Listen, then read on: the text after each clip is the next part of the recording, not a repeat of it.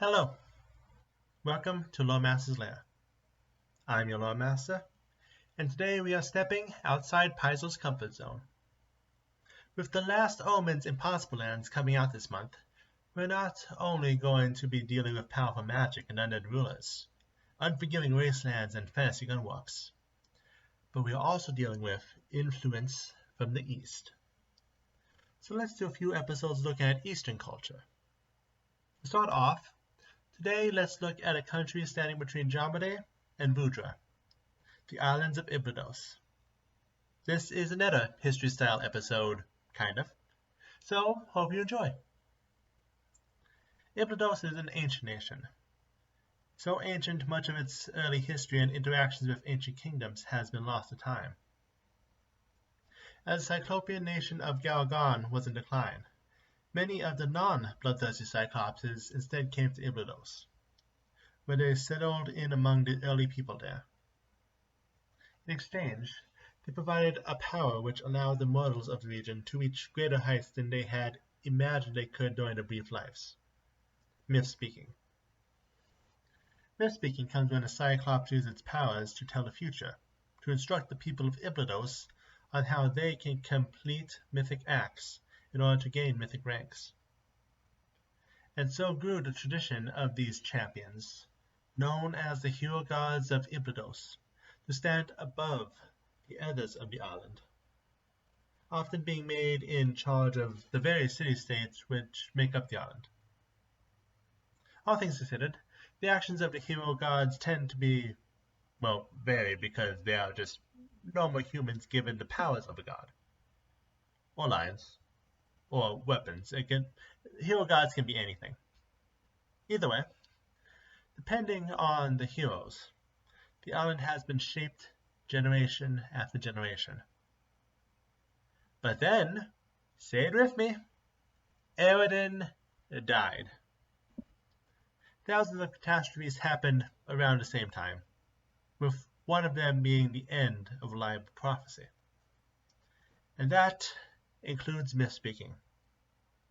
Since that day, the prophecies have become less and less accurate, and less have been able to reach their glory as a hero god. We now have the current generation, worried they might be the last of their kind and that the light of their island traditions is finally set to fall.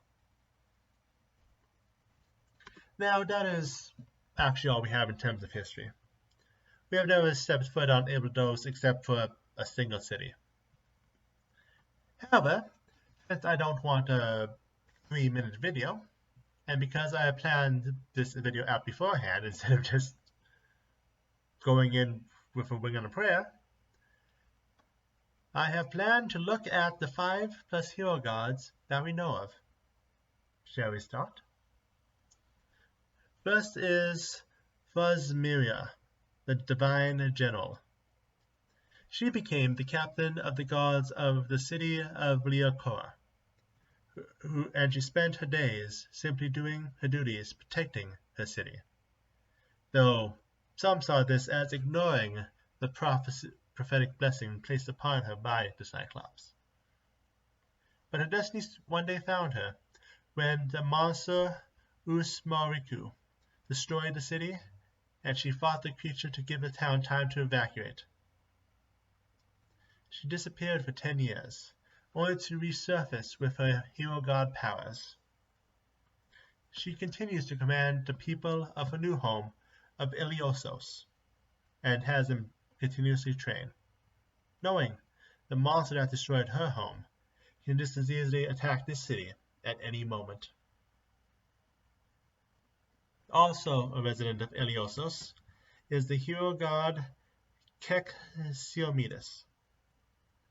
Originally from a family of winemakers, he took his family's wine to their capital and won the local competition. As prize, he was gifted a prophecy, but myth-speaking told of a tragedy and humility instead of monsters and heroes. And so he returned home, only to find it in ruins, everyone slaughtered by raiders. All 17 murderers were rounded up and brought before Kexiometus, but he forgave them, gave them their chance. And so he rose as a hero god. He believes in redemption, helping everyone around him grow. He patrons farmers of various kinds, and his followers travel across the island to mediate disputes. Now, going elsewhere, we have Chinostres. Famed for slaying bandits who struck his home village, he became the hero god ruler of Rhine Feroce for many years. However, he was finally slain in hunting a mysterious creature he realized at the last minute was a vampire. He came back, but as a vampire haunting the city.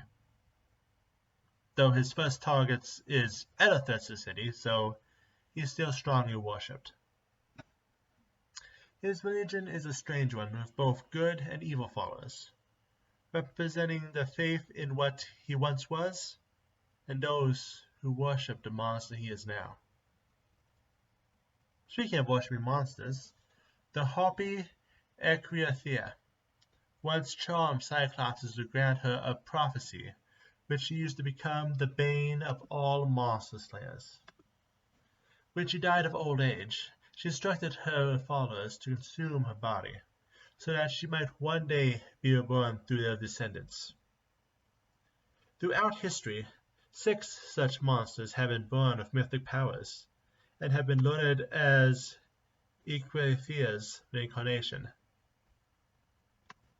The newest one is the half-fiend. It does not say what monster she is descended from, and her being human makes no sense, considering monster faith, but anyway. The half-fiend Ephilia. However, she was raised in the city of Dualexis. Of course, I make a video with a lot of names. Dualexis, where monsters and humans live in relative peace. And so, as opposed to an avenger, she is a negotiator of peace, a position which makes her head a prize for both traditional monsters and monster hunters alike. Finally, we have one who represents the end of the myth-speaker tradition. Ungolthe is a cyclops who sees the end of cyclopean power and myth-speaking as the real reason prophecy is coming to an end. Therefore, she broke an ancient taboo, and myth spoke herself, gaining mythic powers at the cost of her temple and family. She works to undermine the hero gods, and having everything they desire collapse before killing them. Though eliminating potential heroes and cyclopses is an opportunity not to be given up. She gathers those wronged by the current system in retribution to all wrong done to them, working as a tide to bring the current system down. And now that we have the 5 that we actually know about, let's go with the ones we have little to no information on. Eracostus is a living falcata which might contain the soul of the hero god Zimocta trapped within his own sword. Drocalion is a lion with mythic powers. Little more than that. Upion and Rorik are lovers who only manifest their powers when they fight together.